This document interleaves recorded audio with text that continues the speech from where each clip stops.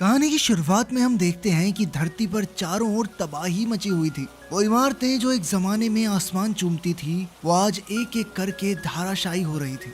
अब इस शहर में मलबे के अलावा और कुछ नहीं बचा था और इसका कारण थे पौधे। लेकिन ये कोई आम पौधे नहीं थे, बल्कि ये 40-50 फुट के लंबे चौड़े पौधे इंसानों के लिए बहुत बड़ा खतरा बन गए थे, क्योंकि ये बहुत ज्यादा तेजी से बढ़ते थे। इस वक्त इन पौधों ने धरती का 80% हिस्सा अपने कब्जे में कर लिया था और इनकी वजह से आम इंसान और जानवर बिल्कुल खत्म होने की कगार पर थे। लगभग 2 साल बाद हम युआन नाम की एक नन्ही बच्ची को देखते हैं, जो एक जंगल में अपने छोटे से कुत्ते के साथ खेल रही थी। अचानक उसके पिता यांग ने उसे उठाया और उसे लेकर अपने घर की ओर भागने लगा। असल में जल्द ही सूरज डूबने वाला था और रात के समय बाहर होना खतरे से खाली नहीं था। पर जब युआन का कुत्ता जंगल की ओर भागा तो वो अपने पिता से हाथ छुड़वाकर कुत्ते के पीछे भागी। अब यांग के पास युआन के पीछे जाने के अलावा कोई दूसरा रास्ता नहीं था। इधर युआन का कुत्ता न जाने किस रास्ते चला गया था और उसका पीछा करते हुए युआन जंगल की गहराइयों में जा पहुंची। उसके सामने एक बहुत बड़ा पौधा था जो चारों ओर से बेल के जाल से घिरा हुआ था और धड़कते दिल की तरह हिल रहा था। उसके चारों ओर कई इंसानों की लाशें लटक रही थी और उनकी देखरेख के लिए वहां सांप जैसे खूंखार पौधे मौजूद थे। जैसे ही पौधे को युआन की खुशबू आई तो उसने युआन पर हमला करने के लिए अपना मुंह खोला। खुशकिस्मती से ऐन वक्त पर यांग ने वहां आकर युआन की जान बचाई। वो युआन को अपनी बाहों में उठाकर भाग निकला और सीधा अपने घर जाकर ही रुका। उसने फटाफट सारे दरवाजे बंद किए और घर में यूवी लाइट्स जलाई, क्योंकि इन लाइट्स से पौधे दूर रहते थे। आखिरकार उसने चैन की सांस ली। अब युआन को काफी पछतावा हो रहा था, क्योंकि उसकी वजह से उसके पिता भी इतनी बड़ी मुसीबत में पड़ गए थे। पर यांग ने उसे माफ कर दिया और फिर उसकी घड़ी में एक ट्रैकर फिट किया ताकि उसे युआन की लोकेशन हमेशा पता हो। फिर उसने युआन को सुला दिया और बाद में खुद भी सो गया। तब उसे कई साल पहले का सपना आया, जब यांग अपनी मर चुकी पत्नी और युआन के साथ गाड़ी में कहीं जा रहा था। उसकी पत्नी एक साइंटिस्ट थी जो एक खास प्रोजेक्ट पर काम कर रही थी, जिसमें वो नई किस्म के ताकतवर पेड़ पौधे बनाने की कोशिश कर रही थी। ऐसा इसलिए था क्योंकि धरती पर पेड़ पौधे बहुत तेजी से कम हो रहे थे और धरती का एक बहुत बड़ा हिस्सा बंजर होने लगा था। तभी अचानक उसके लैपटॉप पर एक इमरजेंसी वीडियो कॉल आई, जिसमें उसका एक साथी उसे इन नए पौधों के बारे में सावधान कर रहा था। उसी पल उनके आसपास के लोग जोर जोर से चिल्लाकर अपनी गाड़ियों से भागने लगे तो यांग भी अपनी गाड़ी से बाहर निकला। पर तब तक बहुत देर हो चुकी थी, क्योंकि इन खूंखार पौधों ने इंसानों पर जबरदस्त हमला बोल दिया था। अचानक युआन की चीखों के शोर से यांग की नींद खुली और वो तुरंत उसके कमरे की ओर भागा। उसका कमरा यूवी लाइट से रोशन था, लेकिन फिर भी राक्षसी पौधे ने उसके बिस्तर को उठाया और जमीन तोड़कर उसे जमीन के अंदर ले गया। तभी यांग को याद आया कि उसने युआन की घड़ी में ट्रैकर लगाया था और वो तुरंत अपना बैग पैक करके युआन की खोज में निकल पड़ा। वो ट्रैकर के पीछे एक पुरानी बिल्डिंग में आ पहुंचा, जहां युआन एक कमरे में बैठी थी। उसे चारों ओर से पौधों ने घेरा हुआ था और वो अपनी यूवी टॉर्च की मदद से जैसे तैसे अपना बचाव कर रही थी, मगर अब किसी भी समय उसकी बैटरी खत्म हो सकती थी। तब यांग ने अपनी टॉर्च युआन की तरफ फेंकी, जिसके बाद सारे पौधे यांग पर हमला करने के लिए आगे बढ़े। आखिरकार उसने दिमाग लगाकर एक खिड़की तोड़ डाली, जिससे कमरे में धूप आ गई और फिर युआन थक कर बेहोश हो गया। धूप आते ही सभी पौधे पीछे हट गए, क्योंकि असल में ये पौधे धूप से डरते थे। अब यांग एक बार फिर से कुछ साल पहले का सपना देख रहा था और इधर वो पौधे धीरे धीरे उसके शरीर को जकड़ने लगे थे। युआन ने उसे खींचकर बचाने की कोशिश की, मगर उसमें इतनी ताकत नहीं थी। वो बेहद हताश महसूस कर रही थी। लेकिन तभी अचानक एक तेजधार ब्लेड ने पौधों को काट कर यांग को आजाद करवाया। असल में फौजियों की एक छोटी सी टुकड़ी वहां घुस आई थी और वो इन खतरनाक पौधों का डटकर सामना करने लगे, मगर उनकी गोलियां और आग उगलती बंदूकें ज्यादा देर तक पौधों को रोक नहीं सकती थी। इधर एक फौजी यूवी डिवाइस को चलाने की कोशिश कर रहा था, मगर बदकिस्मती से वो चालू ही नहीं हो रहा था। कुछ ही पलों में यांग को होश आ गया और उसने बड़ी ही आसानी से वो डिवाइस ठीक करके चालू कर दिया, जिसके बाद उसमें से बहुत तेज यूवी रोशनी निकली। इस रोशनी के आते ही सभी पौधे पीछे हटकर अंधेरे में छुप गए। आखिरकार फौजियों ने यांग और युआन को बताया कि इन पौधों ने जमीन के नीचे अपना जाल बना लिया है, जो बहुत दूर तक फैला हुआ है और उसी के चलते मात्र 2 दिन बाद धरती पर तबाही मचने वाली है। ये जॉइंट फोर्सेस के फौजी थे जिनका मकसद था एक ऐसे डिवाइस को ढूंढना जिसकी मदद से सभी पौधों को नष्ट करके धरती पर इंसानी जीवन को बचाया जा सके। इस वक्त वो जिस बिल्डिंग में थे वो पौधों के आतंक से पहले एक रिसर्च सेंटर हुआ करती थी। अब फौजियों ने जल्द ही वहां से वो रीजेंट डिवाइस ढूंढ निकाला जिसकी मदद से पौधों को नष्ट किया जा सकता है। फिर उन्होंने अपने हेडक्वार्टर्स में इसकी खबर दी। अब उन्हें इस रीजेंट को एक लॉन्च स्टेशन में ले जाकर जमीन के नीचे मौजूद पौधों की जड़ों पर इस्तेमाल करना होगा। इस वक्त पूरी दुनिया में इस तरह के 140 डिवाइसेस थे और पौधों का खात्मा करने के लिए उन्हें सभी डिवाइसेस को एक साथ एक्टिवेट करना होगा। यांग को इस प्लान में थोड़ी गड़बड़ महसूस हो रही थी और तभी अचानक जमीन के नीचे से एक पौधा निकला और उसने एक ही झटके में यूवी डिवाइस तोड़ डाला। उसी पल चारों ओर अंधेरा हो गया और उन सब ने जैसे तैसे दीवारों में छेद किया ताकि थोड़ी धूप आए। इसी भागदौड़ में यांग ने देखा कि वो और उसकी बेटी बाकी फौजियों से अलग हो गए थे।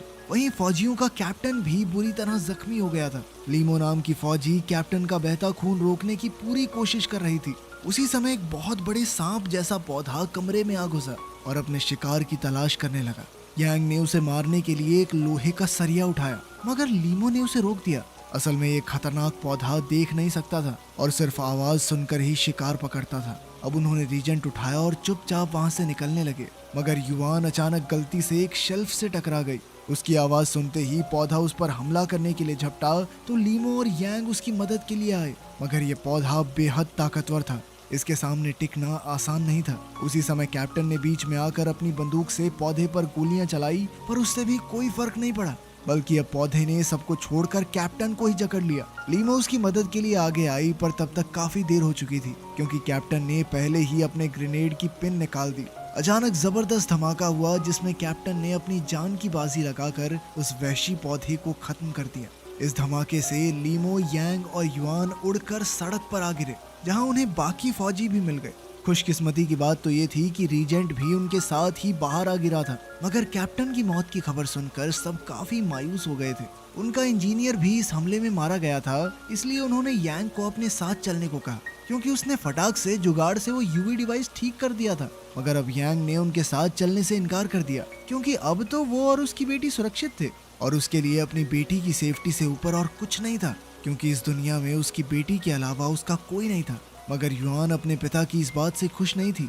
वो तो खुद चाहती थी कि उसके पिता दुनिया की रक्षा करें क्योंकि अगर उसकी माँ जिंदा होती तो वो भी यही करती। उसकी इन बातों से यांग का जमीर जाग उठा और वो फौजियों के साथ मिशन में शामिल हो गया। जब वो सब शहर से गुजर रहे थे तो उन्हें दूसरी टीम का सिग्नल मिला जिसमें सिर्फ 2 शब्द सुनाई दिए, ग्रीन टाइड। उसी पल अचानक जमीन फटने लगी और बड़ी बड़ी बिल्डिंग्स टूटकर नीचे गिरने लगी। अब उनका ग्रुप उल्टी दिशा में भागा मगर ग्रीन टाइड ने अपने असली रूप में आकर हमला कर दिया। ग्रीन टाइड बहुत सारे पौधों से मिलकर बनी ताकतवर लहर जैसी थी जो कि इन बड़ी बड़ी बिल्डिंगों जितनी ऊंची थी। ये टाइड जमीन से निकलकर सब कुछ तहस नहस कर देती थी और जो भी इनके रास्ते में आता वो बच नहीं पाता था।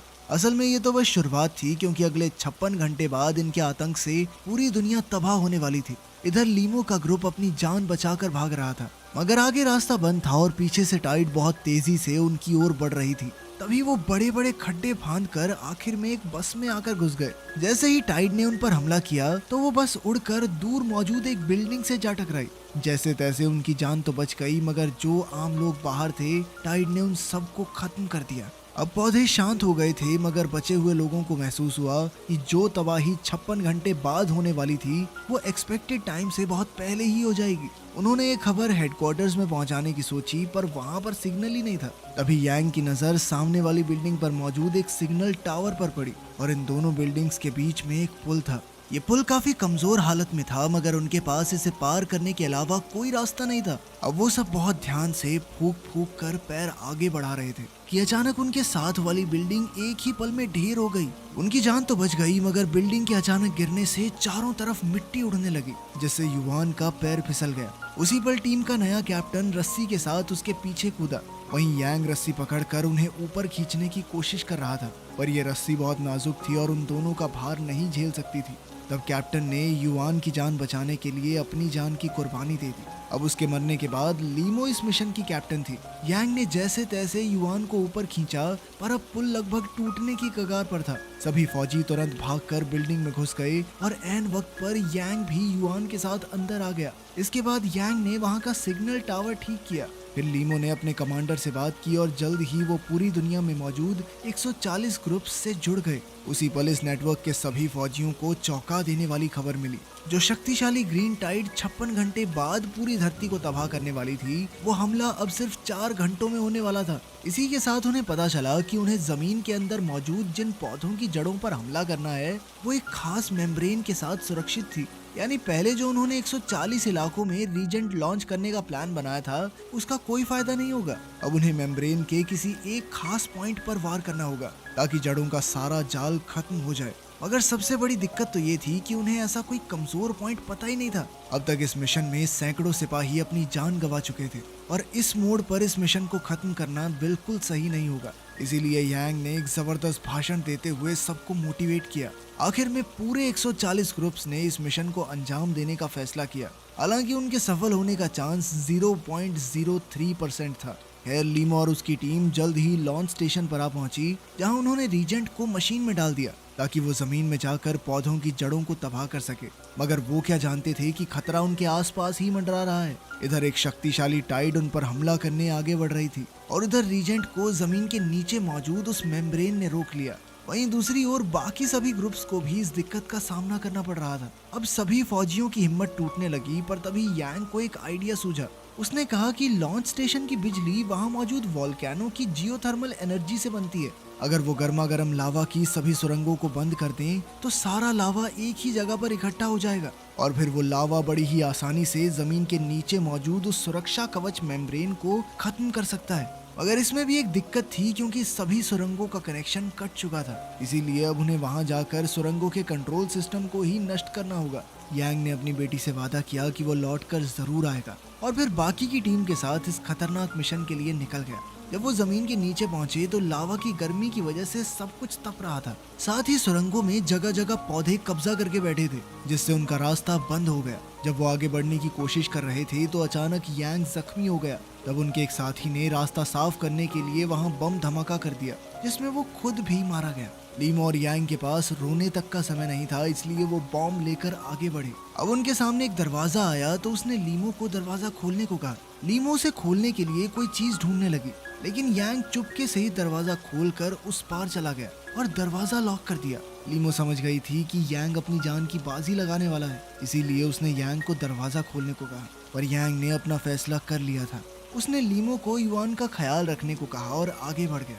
वहीं बाहर धरती की सतह पर जमीन फटने लगी, क्योंकि एक बहुत बड़ी ग्रीन टाइड ने बाहर निकलना शुरू कर दिया था और सभी समझ गए कि बस भाई अब तो टाइम आ चुका है। वहीं दूसरी ओर यांग अपनी जख्मी टांग के साथ भी आगे बढ़ रहा था। अचानक उस पर छत से मलबा गिरने लगा और अब तो वो चल भी नहीं पा रहा था, पर फिर भी वो बम के साथ आगे रेंगता रहा। आखिरकार वो कंट्रोल सिस्टम पर ही पहुंचा और उसने बाकी फौजियों की टीम से बात की। उधर युआन मन ही मन में समझ चुकी थी कि उसके पिता दुनिया को बचाने के लिए अपनी जान की कुर्बानी देने जा रहे हैं। उधर युआन उसे देखकर रोते हुए वापस लौट आने को कहने लगी। अगर उसी पल बॉम्ब का टाइम खत्म हो गया और एक ही पल में सुरंगों में जोरदार धमाका हुआ, जिससे सारा लावा तुरंत ही एक जगह पर इकट्ठा हो गया। उसकी जबरदस्त गर्मी से पौधों की सेफ्टी मेम्ब्रेन पिघलने लगी और कुछ ही पलों में लॉन्चर के होते हुए रीजेंट पौधों की जड़ों के जाल में फंस गया। आखिरकार सभी जड़ें खत्म हो गई और जल्द ही धरती के सभी वहशी पेड़ पौधे भी खत्म होने लगे। अंत में धरती पर बचे हुए सभी लोग बहुत खुश थे, क्योंकि इंसानी प्रजाति पूरी तरह खत्म होने से बच रही थी। उस दिन के बाद से धरती पर एक नए समय की शुरुआत हुई और इंसानों ने धरती को संभाल कर रखने की कसम खाई। वीडियो पसंद आई तो लाइक कर देना, चैनल को सब्सक्राइब कर लेना। मिलते हैं अगली वीडियो में।